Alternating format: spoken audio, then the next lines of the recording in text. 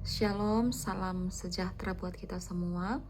Hari ini kita akan sama-sama mendengarkan firman Tuhan yang akan disampaikan oleh hambanya, yang diurapi oleh Tuhan. Untuk kita semua boleh dicerahkan lagi, diberikan pengertian yang baru tentang keadaan yang akan terjadi di akhir zaman. Apa aja yang akan terjadi dan bagaimana kemunculan antikris di dunia ini, menguasai dunia dan semua yang ada di dalamnya. Tetapi satu hal, kalau kita percaya kepada Tuhan, kalau kita sungguh-sungguh dengan Tuhan, maka kita akan melihat dengan jelas apa yang diajarkan oleh firman Tuhan, supaya kita semakin berhati-hati dan kita terhindar dari apa yang dinamakan penguasa keji itu. Oleh karena itu, tidak berlama-lama, mari kita akan sama-sama mendengarkan firman Tuhan yang luar biasa. Semoga kita semua diberkati oleh firman Tuhan ini. Selamat mendengarkan. Akhir zaman. Kalau dalam Matius 24 ayat 6-8 kita melihat nubuatan, ramalan dalam Alkitab tentang apa yang akan terjadi. Dikatakan begini, kamu akan mendengar deru perang atau kabar-kabar tentang perang, namun berawas-awaslah, jangan kamu gelisah, sebab semuanya itu harus terjadi, tetapi itu belum kesudahannya. Sebab bangsa akan bangkit melawan bangsa, dan kerajaan melawan kerajaan. Akan ada kelaparan dan gempa bumi di berbagai tempat. Akan tetapi semuanya itu barulah permulaan penderitaan menjelang zaman baru. Alkitab menubuatkan pada akhir zaman akan ada ketegangan global, peperangan di mana-mana. Rusia dan Ukraina, Hamas Palestina dengan Israel, dengan Iran, dengan Houthi, Yaman, dan sebagainya. Bahkan kerusuhan pun terjadi di berbagai tempat. Selain itu, kekacauan alam makin sering terjadi. Kita juga melihat goncangan ekonomi mulai mengkhawatirkan banyak orang, termasuk di Indonesia. Harga emas yang sekarang melambung dicari oleh orang, dan harga saham mulai turun. Macam-macam hal ini akan mengakibatkan goncangan-goncangan yang terjadi. Tetapi salah satu tanda akhir zaman yang harus kita waspadai adalah munculnya antikristus, yang menurut 1 Yohanes 2 ayat 22 dikatakan, siapakah pendusta itu? Bukankah dia yang menyangkal bahwa Yesus adalah Kristus yang diurapi untuk menjadi Mesias, Raja, penguasa. Dia adalah antikristus, yaitu dia yang menyangkal baik Bapa maupun Anak. Saudara, bahkan di Indonesia juga banyak yang tidak percaya kepada Allah Bapa dan Putra Yesus Kristus. Ada roh antikris di belakang semuanya. Ayat 18, anak-anakku, waktu ini adalah waktu terakhir, dan seperti yang telah kamu dengar, seorang antikristus akan datang. Ini bentuk tunggal, singular. Sekarang telah bangkit banyak antikristus, plural, jamak. Itulah tandanya bahwa waktu ini benar-benar adalah waktu yang terakhir. Saudara, apakah antikristus itu pribadi, tunggal, atau kan sistem kejahatan yang sifatnya jamak? Rupanya, saudara, sistem kejahatan itu sudah terjadi sejak berabad-abad. Itulah yang disebut sebagai roh antikristus. Banyak antikristus, tetapi itu akan memuncak di akhir zaman. Akan muncul satu pribadi yang sungguh-sungguh dikuasai oleh iblis, dan dia akan memimpin sebuah sistem kejahatan yang terstruktur di seluruh dunia. Wahyu 13 menyebutkan bahwa dia adalah binatang, the beast. Ini bicara soal pribadi yang akan kerjasama dengan nabi palsu. Tampaknya sistem agamawi, religius, tentu ada pemimpinnya. Dan juga bubble, kalau menurut kitab Wahyu. Ini simbol daripada sistem ekonomi, sistem politik dunia yang berusaha mengontrol semua manusia dengan one world government, one world religion. Roh antikris itu sudah ada sejak dulu. Ini adalah prinsip kejahatan yang mendahului dan mempersiapkan kedatangan seorang antikristus. 1 Yohanes 4 ayat 3. Dan setiap roh yang tidak mengaku Yesus tidak berasal dari Allah. Roh itu adalah roh antikristus, dan tentang dia telah kamu dengar bahwa ia akan datang. Dan sekarang ini ia sudah ada di dalam dunia. Siapa yang sudah ada di dunia? Sistem kejahatan, roh antikristus, yaitu antikristus di sepanjang abad yang menentang Kristus dan ajarannya. Tapi nanti akan memuncak pada satu orang pribadi antikristus itu. Nah, kalau kita baca 2 Tesalonika 2, kita melihat di sana ada ciri-ciri dari antikris. Dikatakan ayat 3, janganlah kamu memberi dirimu disesatkan orang dengan cara yang bagaimanapun juga, sebab sebelum hari itu haruslah datang dahulu murtad, dan haruslah dinyatakan dahulu siapa? Manusia durhaka yang harus binasa. Jadi antikris itu menurut Alkitab disebut manusia durhaka. Ayat 4, ini cirinya, yaitu lawan itu anti, yang meninggikan diri di atas segala yang disebut atau yang disembah sebagai Allah. Bahkan ia duduk di mana? Bait Allah, dan mau menyatakan dirinya sebagai Allah.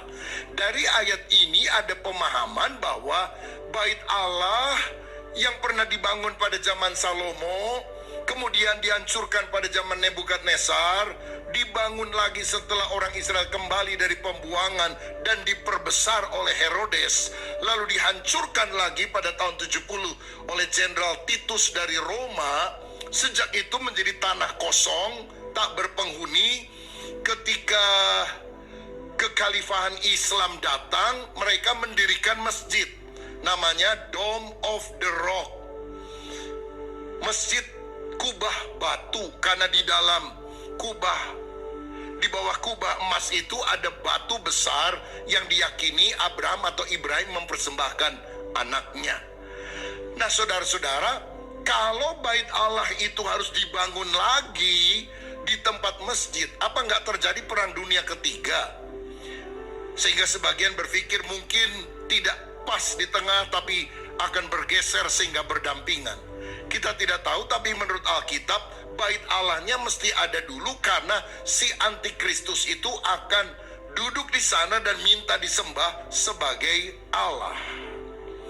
Saudara-saudara, dia akan muncul dengan kuasa iblis disertai mujizat-mujizat palsu. Jadi antikristus itu selalu bertentangan dengan Kristus. Kita tahu ketritunggalan ilahi, Bapa, Anak, Roh Kudus.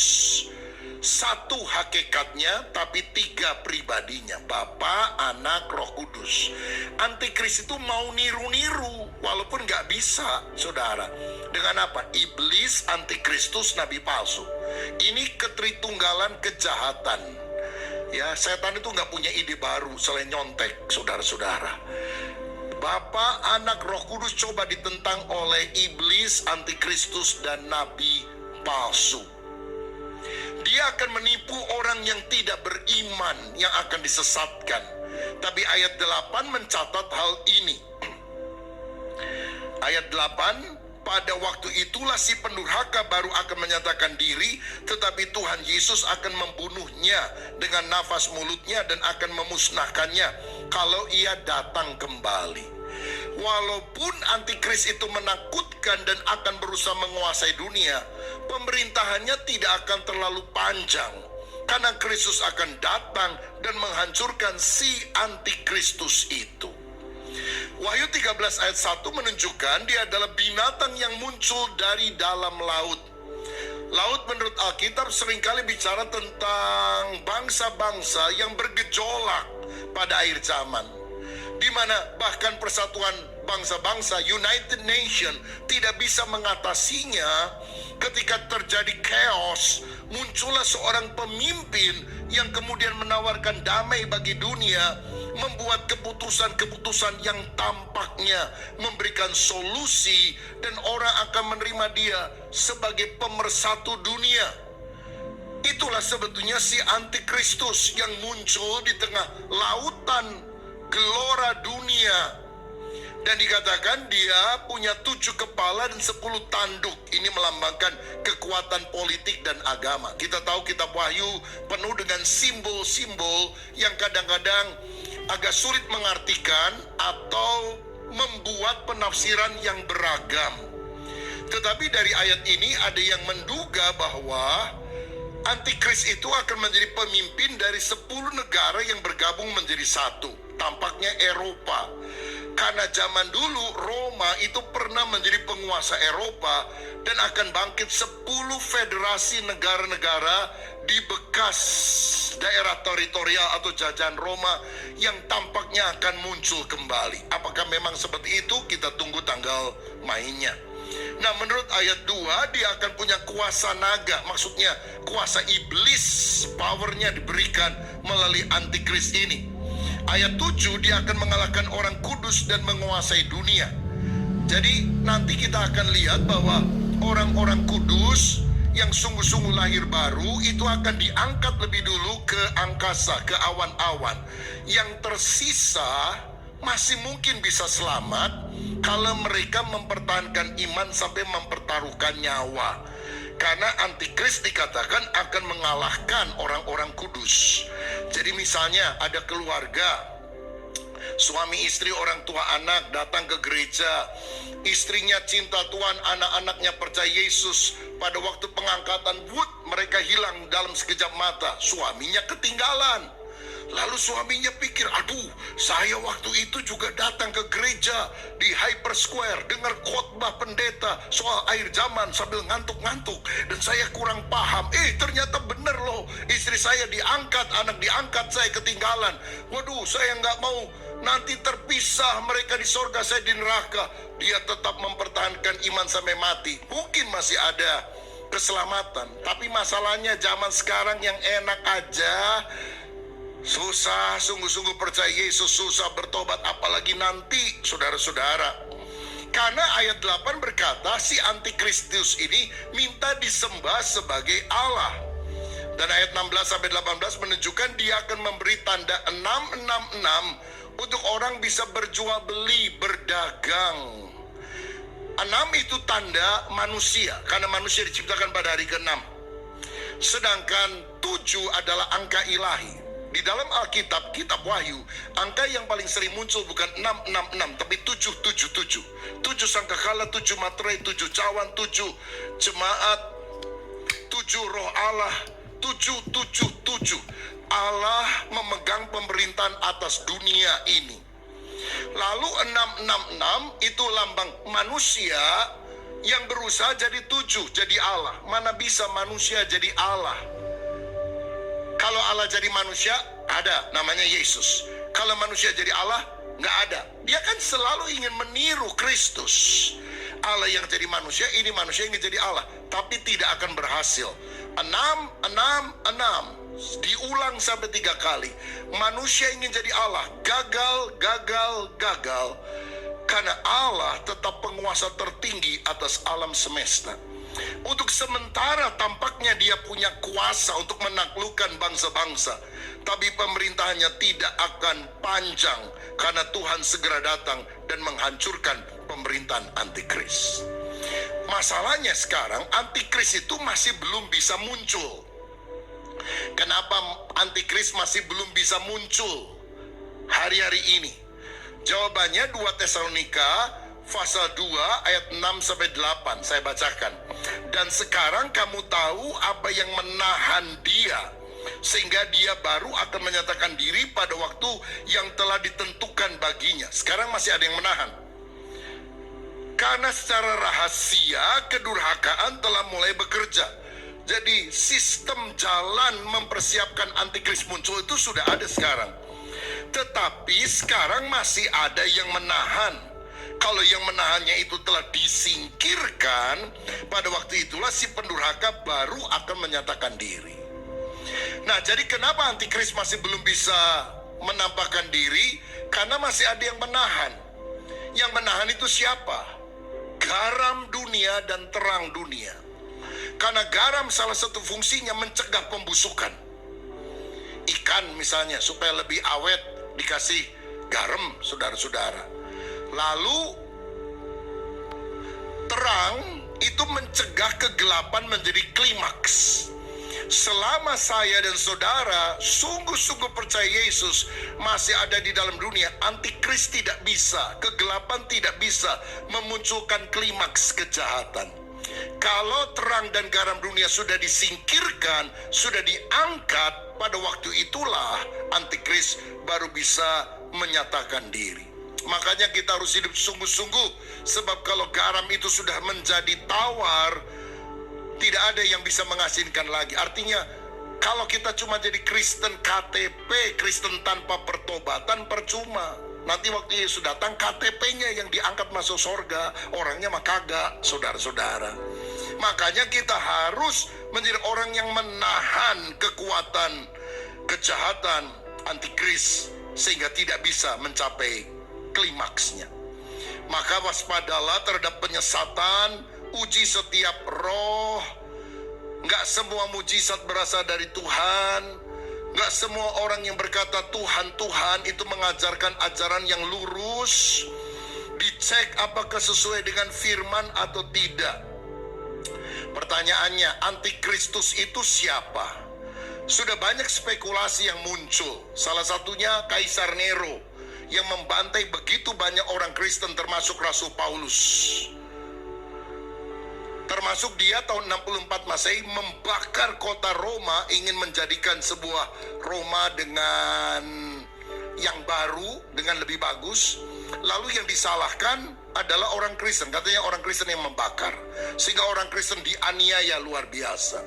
Jadi kalau menurut huruf dan angka yang ada, Nero Kaisar itu 666. Memang dia adalah antikristus, tapi antikristus plural, banyak roh antikris yang memang menahan atau menentang Kristus. Tetapi belum pribadi nanti yang akan datang di akhir zaman. Ada seorang penguasa Yunani ketika memerintah, namanya Antiochus Epiphanes keempat. Dia dianggap sebagai prototipe antikristus. Kenapa? Karena waktu dia menguasai Kanaan, Palestina atau Israel, dia masuk kota Yerusalem, dan di sana kan ada mesbah korban bakaran, saudara, di Bait Suci sebelum dihancurkan oleh Titus tahun 70. Nah, Antiochus Epiphanes ini, saudara, kemudian mempersembahkan babi di atas mesbah, di mana biasanya domba yang tanpa cacat celah yang dikorbankan. Ini penghinaan luar biasa kepada orang-orang Yahudi, kepada hukum Taurat, sehingga banyak orang Yahudi yang rela mati karena penghujatan itu, melawan Antiochus, dibantai mereka semuanya. Dan mereka selalu ingat peristiwa ini. Akan ada seorang antikristus yang masuk ke bait Allah, dan dia akan minta disembah sebagai Allah. Jadi mestinya kan domba itu untuk persembahan bagi Yahweh, Allah yang disembah Abraham, Ishak, dan Yakub. Tapi nanti akan ada korban asing, dan itu gambaran daripada antikris yang akan datang. Saya mau bilang begini, orang Kristen percaya Mesias itu sudah datang, namanya Yesus. Orang Yahudi tidak percaya Mesias sudah datang. Karena salah satu ciri Mesias menurut orang Yahudi adalah dia yang akan datang dan menolong orang Yahudi membangun bait suci. Jadi kalau ada orang yang bisa membangunkan bait suci, mereka akan menyembah sebagai antikris. Mereka akan menyembah sebagai Kristus, artinya yang diurapi. Kristus itu bahasa Yunani, bahasa Ibrani-nya Mesias, artinya yang diurapi. Celakanya menurut Alkitab, yang akan membangun itu adalah si antikristus. Jadi orang Yahudi yang pinter-pinter itu akan terkecoh oleh hoax terbesar, karena penolakan mereka akan Kristus yang sejati. Mereka akan menyembah si antikris. Jadi saudara, nanti akhir zaman, kalau orang Yahudi mulai menyembah dan berkata, Mesias sudah datang, itu antikris. Tapi ternyata antikris itu akan menolak persembahan di bait Allah, tidak boleh lagi dilakukan, tapi semuanya harus tertuju kepada dia sebagai Allah. Orang Yahudi nggak mau, dibantai. Nah saudara-saudara, ini adalah spekulasi-spekulasi yang muncul berkembang tentang siapa antikristus. Kemudian ada yang berkata bahwa Paus dari Gereja Roma Katolik adalah antikristus. Ada yang bilang Vladimir Putin dari Rusia akan menjadi antikristus. Ada yang bilang waktu menjabat Barack Obama akan jadi antikristus. Tapi sekarang udah turun, jadi memang bukan dia lah. Beberapa waktu terakhir ini ada orang berspekulasi bahwa Elon Musk, manusia terkaya di dunia, itu menjadi antikristus karena dia menguasai teknologi. Tesla misalnya menjadi produksi massal yang pertama besar-besaran untuk mobil listrik yang sekarang sudah disusul oleh BYD dan sebagainya. Dan dia itu kan yang menciptakan teknologi Neuralink yang akan ditanamkan di dalam otak manusia supaya manusia bisa berkomunikasi melalui pikiran dengan orang lain. Lalu kemudian Starlink akan membuat jaringan internet sedunia, bahkan tempat-tempat yang tidak ada, yang blank spotnya, tidak ada internetnya, akan bisa dikuasai oleh demikian. Sehingga penguasaan di dalam satu tangan itu lebih gampang terjadi. Tapi terus terang kita tidak bisa berspekulasi bahwa dia akan menjadi antikrisnya. Kita tidak boleh anti teknologinya, karena teknologi pada dasarnya netral. Pisau bisa dipakai membunuh orang, tapi bisa dipakai juga untuk memotong sayur dan sebagainya untuk masak. Jadi tergantung the man behind the gun. Kan orang dulu kan takutnya begini, aduh hati-hati loh, jangan pakai komputer, karena komputer itu akan jadi alat antikris. Saya percaya antikris akan pakai komputer, tapi bukan berarti kita harus benci kepada komputernya. Saudara percaya nggak? Nanti antikris akan naik pesawat terbang, antikris akan naik mobil. Kalau begitu jangan pakai mobil, nanti akan jadi alat antikris. Kan jadi aneh saudara sekalian. Jadi teknologinya pada umumnya netral, tapi kalau sudah dikuasai menjadi satu sistem untuk kontrol, pada saat itulah kita harus waspada. Masalahnya kita ini mulai digiring sedikit demi sedikit pada hal semacam itu. Orang dulu barter, sekarang sudah pakai uang. Tetapi karena berbagai perbedaan kurs, naik turun dan sebagainya, diciptakan seperti mata uang kripto digital. Nah ini kan sudah kelihatannya menyatukan mata uang apa saja bisa menjadi bentukan kripto. Ada negara yang lain yang sudah membentuk BRICS, ya gabungan dari Brasil, Rusia, India, China, South Africa. BRICS, Indonesia masuk ke BRICS untuk menentang dominasi dolar. Itu sebabnya mungkin orang-orang Indonesia beberapa sudah dipulangkan dan akan ada kesulitan yang masuk ke Amerika. Mungkin karena kebijakan-kebijakan semacam itu. Tapi yang jelas saudara sekalian, teknologi digital ini akan lebih memudahkan kontrol di bawah satu tangan. Ada yang lain menyebut bahwa kemungkinan antikris adalah Jared Kushner. Siapa dia? Menantunya Donald Trump. Loh kenapa? Kok dia dituduh? Dia Yahudi asli, saudara.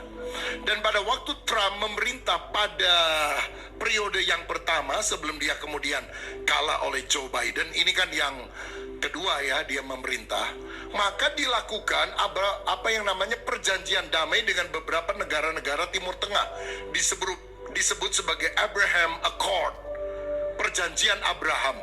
Karena mereka bilang Bapak leluhur kita kan satu, Abraham atau Ibrahim. Dari sana muncul orang-orang beragama Yahudi, beragama Nasrani, beragama Islam. Ayo kita rukunlah. Maka dilakukan perjanjian damai. Uni Emirat Arab, Bahrain, dan beberapa negara yang lain sudah tanda tangan. Makanya ketika konflik di Timur Tengah, kenapa ada negara-negara yang nggak bantuin negara-negara Arab yang lain? Karena mereka terikat oleh perjanjian tersebut. Dan arsitek yang sangat berjasa lah dalam perjanjian itu adalah Jared Kushner, yang menjadi tangan kanan daripada Donald Trump untuk perjanjian tersebut. Dan tampaknya dalam periode kedua Trump ini, dia akan melanjutkan hal tersebut. Dan saya dengar Indonesia menjadi negara kesekian belas untuk juga diharapkan melakukan perjanjian damai dengan Israel. Masalahnya dalam Daniel 9 ayat 27 ada firman yang berkata begini, akan muncul seorang raja yang membuat perjanjian yang menjadi berat bagi banyak orang selama 1 kali 7 masa, 7 tahun. Pada pertengahan 7 masa itu, 3,5 tahun, dia akan menghentikan korban sembelihan, korban santapan, dan di atas kekejian akan datang yang membinasakan. Nah, berarti saudara-saudara, pada paruh pertama ketika si antikris muncul, dia membawa bendera putih, damai, kuda putih, materai yang pertama. Dan dia membuat damai di dunia. Tapi 3,5 tahun kemudian dia batalkan, dia hentikan korban sembelihan, korban santapan. Nah, ini ada di bait suci. Makanya orang percaya bait sucinya mesti dibangun dulu, baru mungkin ada korban sembelihan dan korban santapan seperti pada zaman Taurat, perjanjian lama. Nah, jadi nanti akan ada perjanjian damai yang diingkari oleh raja ini. Lalu kemudian orang berpikir, jangan-jangan Jared Kushner yang akan membuat perjanjian damai itu. Walaupun menurut saya ini spekulasi, karena belum tentu orang yang menjalin damai itu langsung bisa dicap dialah raja yang dimaksudkan Daniel 9 ayat 27. Kalau menurut saya, orang yang mengupayakan damai itu melakukan sesuatu yang baik, saudara. Tapi nanti akan ada damai semu dari si antikris. Siapa dia? Sebaiknya kita tidak berspekulasi. Buat kita, fokus kepada Kristus, melakukan penginjilan pelayanan lebih penting daripada menebak siapakah identitas antikristus. Amin, saudara. Karena yang kita cari, yang kita tunggu bukan antikristus. Yang kita cari dan kita tunggu adalah Kristus itu sendiri. Nah, dalam Wahyu 13 ayat 8, ini ayat penting, saya harap saudara perhatikan. Akan ada orang-orang yang menyembah antikristus. Dikatakan demikian, mari kita baca bersama dengan suara keras, 2-3. Dan semua orang yang diam di atas bumi akan menyembahnya, yaitu setiap orang yang namanya tidak tertulis sejak dunia dijadikan di dalam kitab kehidupan dari anak domba yang telah disembelih. Yesus bilang, berbahagialah kalau namamu tercatat dalam buku kehidupan di sorga. Siapa yang akan nyembah antikris? Menurut ayat ini jelas, orang yang dari sejak dunia belum dijadikan tidak pernah tercatat dalam kitab kehidupan. Aduh, kalau antikris datang, saya nggak diangkat. Saya udah Kristen sih, tapi mungkin kurang sungguh-sungguh, ketinggalan. Waduh, diancam bedil dan sebagainya, menyangkal Yesus. Apa saya akan menyangkal dia ya seperti Petrus? Apa saya akan kehilangan keselamatan dan sebagainya? Ayat tadi memberikan penguatan kepada kita. Coba dimunculkan ayatnya tadi. Bahwa orang yang akan menyembah antikris itu adalah orang yang namanya tidak tertulis dalam kitab kehidupan. Sejak kapan? Sejak dunia dijadikan. Jadi, kalau menurut ayat ini, kalau kita sungguh-sungguh sudah percaya Yesus lahir baru dan sebagainya, nama kita tercatat dalam buku kehidupan, kita bukan orang yang akan menyembah antikris. Karena kan nggak ditulis. Nanti akan ada orang yang sudah namanya tertulis, lalu dicoret dalam kitab kehidupan, dan karena dia menyembah antikris. Dia nggak pernah ditulis dari sejak awal penciptaan alam. nggak pernah masuk ke dalam kitab kehidupan. Oh, tapi dia Kristen, pelayanan dan sebagainya. Ya, manusia menganggap dia orang Kristen, tapi Tuhan kan tahu hati manusia. Seperti Ananias dan Safira, orang pikir kan dia adalah orang Kristen, memberikan persembahan, tapi ternyata hatinya tidak tulus, hatinya tidak benar. Maka dari sini kita bisa mengambil sebuah sikap. Saya harus benar-benar bertobat. Saya harus benar-benar lahir baru. Saya harus benar-benar percaya kepada Yesus. Karena orang yang sungguh-sungguh percaya kepada Kristus, Kristen sejati, itulah yang namanya dicatat dalam kitab kehidupan. Dan orang yang dicatat dalam kitab kehidupan tidak akan pernah menyembah antikris. Tetap beriman teguh, menolak kompromi dengan kejahatan. Jadi yang pertama, keadaan akhir zaman yang kita harus ketahui. Yang kedua yang saya mau bagikan adalah kedatangan Kristus kembali. Pertama, keadaan akhir zaman. Kedua, kedatangan Kristus kembali. Bagian ini akan terbagi dalam dua hal besar. Pertama, akan terjadi apa yang namanya pengangkatan orang percaya. Dalam bahasa Inggris, rapture. Dikatakan 1 Tesalonika 4 ayat 16-17, sebab pada waktu tanda diberi, pada waktu pengulu malaikat berseru, dan sangkakala Allah berbunyi, maka Tuhan sendiri akan turun dari sorga, dan mereka yang mati dalam Kristus akan lebih dahulu bangkit. Sesudah itu kita yang hidup, yang masih tinggal, akan diangkat bersama-sama dengan mereka dalam awan menyongsong Tuhan di angkasa. Demikianlah kita akan selama-lamanya bersama-sama dengan Tuhan. Jadi waktu penghulu malaikat berseru, mungkin Yesus datang. Itu Yesus akan datang, menurut Alkitab, akan turun dari sorga, dan kita akan menjumpai dia di angkasa, di awan-awan. Saudara-saudara, jadi kedatangan Tuhan kembali itu dua tahap. Tahap pertama, dia tidak mendarat di bumi, dia hanya nampak di awan-awan, di angkasa. Lalu orang yang sudah mati dalam Kristus akan dibangkitkan. Orang yang masih hidup nggak akan pernah mati, tapi diubah dalam sekejap mata mengenakan tubuh kebangkitan atau tubuh kemuliaan. Yaitu tubuh seperti yang dimiliki Yesus setelah dia bangkit dari antara orang mati. Karena untuk naik ke sorga kita nggak bisa pakai tubuh ini, darah dan daging. Darah dan daging tidak mendapat bagian dalam kerajaan Allah. Kita pergi keluar angkasa saja harus pakai pakaian astronot. Masa ke sorga pakai baju ini? Nggak bisa. Tuhan akan memberikan tubuh yang baru, tubuh yang mulia, tubuh seperti yang dimiliki Yesus waktu dia bangkit. Kan Yesus naik ke sorga dengan tubuh itu, bukan dengan tubuh lama, saudara-saudara, yang telah mati dan dikuburkan. Nah, jadi tubuh ini adalah tubuh yang berbeda dengan tubuh yang kita miliki sekarang. Ada yang bilang sebelum Yesus bangkit, kan Yesus pernah membangkitkan Lazarus. Kan Lazarus lebih dulu bangkit daripada Yesus. Tapi Alkitab menyebutkan Yesus adalah yang pertama yang bangkit dari antara orang mati. Karena beda. Lazarus mati, bangkitnya dengan tubuh yang sekarang, darah dan daging, mati lagi, saudara. Tapi Yesus mati, bangkit, dan tidak akan pernah mati sampai selama-lamanya.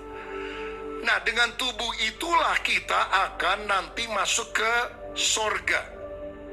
Nah, kapan pengangkatan orang percaya akan dilakukan oleh Kristus? Terjadinya tiba-tiba. Tidak ada orang yang tahu, hanya Bapa sendiri, seperti pencuri pada malam hari. Karena itu mari kita siap sedia setiap saat. Karena Yesus sudah janji, aku menyediakan tempat bagimu, dan aku akan datang menjemput kamu, supaya di tempat di mana aku berada, kamu pun berada. Ini janji yang pasti digenapi. Nah, ketika orang percaya terangkat ke sorga, ini garam dan terang sudah naik, terus disingkirkan, diangkat, antikris merajalela. Dan dia akan melakukan penyiksaan yang sangat luar biasa kepada manusia. Tapi nggak panjang, saudara. Kalau kita lihat dalam Daniel pasal 9, 1 kali 7 masa. Jadi ada yang percaya 7 tahun. Tapi ada yang percaya kitab Wahyu 3,5 tahun dia memerintah. Sehingga ada beberapa tafsiran. Ada yang percaya pengangkatan orang percaya terjadi sebelum masa 7 tahun antikris memerintah. Tapi ada yang bilang enggak, masuk dulu di tengah 3,5 tahun baru diangkat. Yang pertama disebut pre-tribulation, sebelum tribulasi, sebelum penyiksaan. Kemudian mid-tribulation, di tengah kesengsaraan. Ada yang percaya post-tribulation, setelah penyiksaan antikris baru Yesus datang. Jadi tidak ada 2 tahap, hanya 1 tahap. Nah, buat kita yang penting mau di awal, di tengah, di akhir, yang penting diangkat, saudara sekalian. Kelihatannya Alkitab tidak menunjukkan secara terang benderang datangnya di awal, di tengah, atau di akhir, karena banyak ayat-ayat yang tampaknya mendukung 3 hal tersebut sehingga 3 penafsiran bisa muncul. Yang jelas Tuhan bilang berjaga-jaga, sehingga kapan saja dia datang kita siap sedia.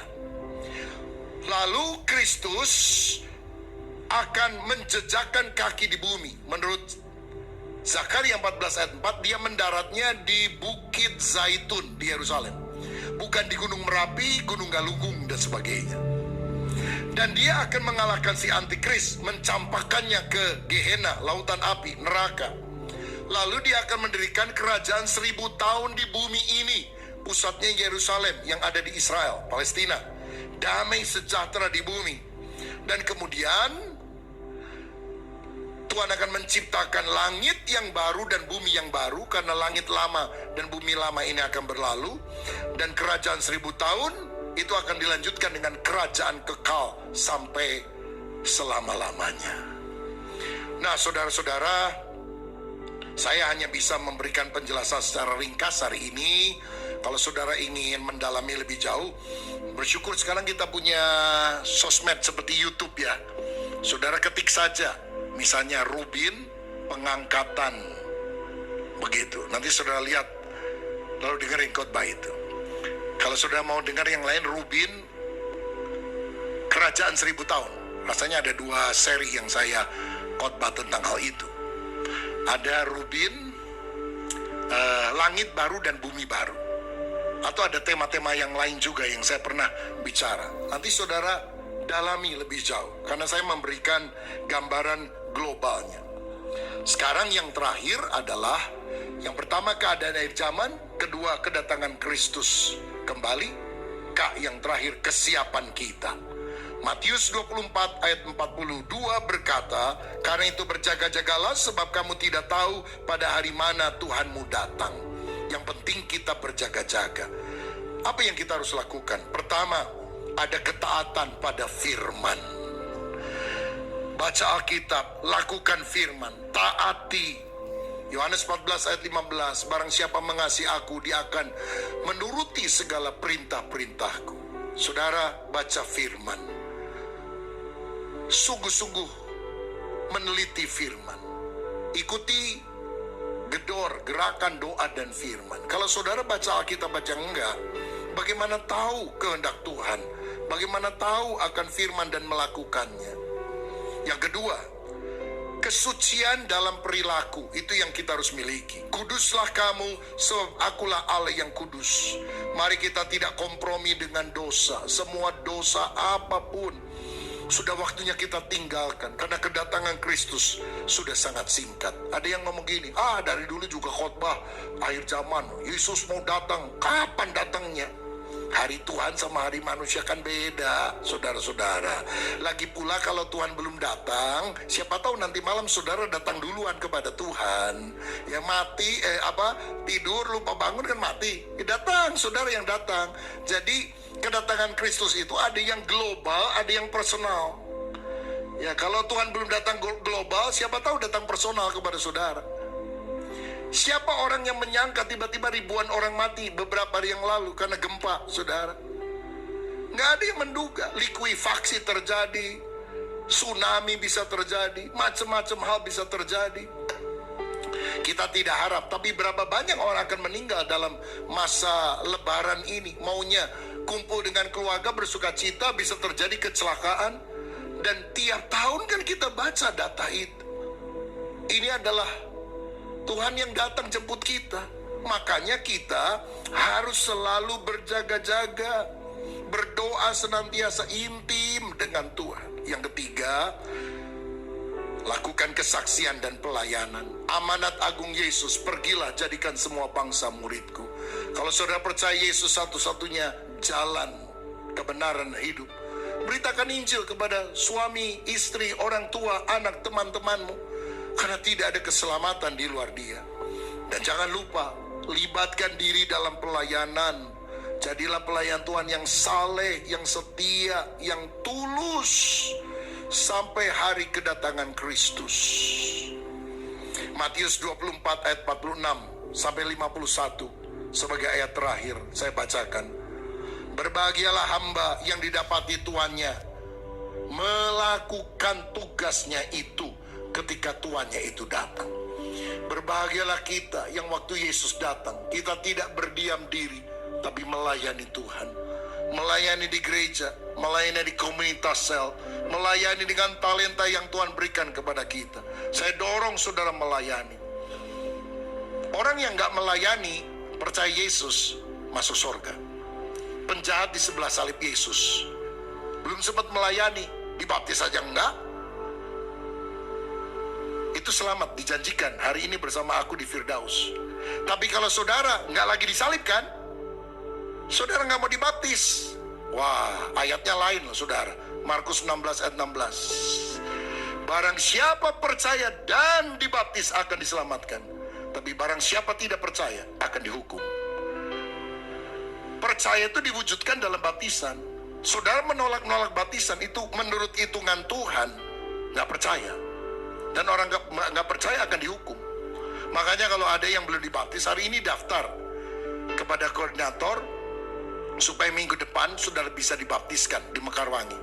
Karena kita akan melakukan baptisan setiap minggu, atau kalau tidak, daftar minggu ini, minggu depan kita baptis. Ada bimbingan singkat, setelah itu saudara baru mengikuti pemuridan sampai saudara mendapatkan sertifikatnya. Karena apa? Kedatangan Kristus sudah semakin singkat. Kita lebih rindu orang-orang lebih banyak yang menerima Yesus dibaptis. Barang siapa percaya dan dibaptis, dia akan diselamatkan. Nah, tapi orang-orang yang melayani itu mendapatkan pahala, reward. Aku berkata kepadamu, sesungguhnya Tuhan itu akan mengangkat dia menjadi pengawas segala miliknya. Keselamatannya sama. Tetapi kepercayaan Tuhan dalam kerajaan 1000 tahun, dalam kerajaan kekal, beda loh saudara sekalian. Alkitab menyebutkan reward, pahala, mahkota. Ada orang yang akan menguasai 5 kota, 10 kota. Itu bicara soal kepercayaan yang Tuhan berikan. Penjahat di sebelah salib Yesus selamat. Paulus selamat karena percaya Yesus. Tapi pahala beda saudara. Makanya saudara, kita harus menjadi hamba yang melayani. Ayat 48, akan tetapi apabila hamba itu jahat dan berkata di dalam hatinya, Tuanku tidak datang-datang, lalu ia mulai memukul hamba-hamba lain dan makan minum bersama-sama pemabuk-pemabuk, maka Tuhan hamba itu akan datang pada hari yang tidak disangkakannya dan pada saat yang tidak diketahuinya, dan akan membunuh dia dan membuat dia senasib dengan orang-orang munafik. Di sanalah akan terdapat ratapan dan kertakan gigi. Ini bicara soal penghukuman neraka, tempat ratap tangis dan kertakan gigi. Orang yang melayani dengan setia. Saudara melayani Tuhan, jangan undur dari Tuhan. Jangan kerajinan kendor. Biarlah rohmu menyala-nyala. Layanilah Tuhan. Jadilah pelayan yang setia. Bertahun-tahun, puluhan tahun, engkau tidak melakukannya untuk gereja, manusia. Engkau melakukannya dengan hati yang murni kepada Tuhan. Tuhan akan datang membawa pahala kepadamu. Saudara kadang bisa kecewa satu dengan yang lain, meninggalkan pelayan. Oh, orang Kristen kok begini, pelayan Tuhan mau begini. Segera kembali kepada pelayanan yang Tuhan percayakan dengan hati yang tulus. Karena yang bawa pahala mahkota bukan manusia, bukan gereja, bukan pendeta. Yesus Kristus akan menjadi hakim yang adil. Itu sebabnya kita semua akan memberikan pertanggungjawab kepada Dia. Betapa kita harus menjaga hidup kita berkenan kepada Tuhan. Tapi hamba yang jahat, hukuman akan menanti.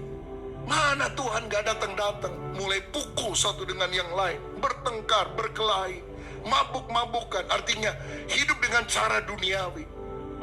Hukuman akan segera datang. Waktunya udah gak lama lagi.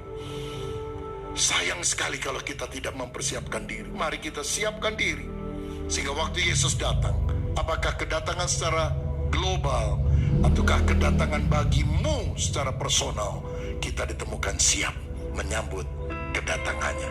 Maranatha, ya Tuhan, datanglah dengan segera.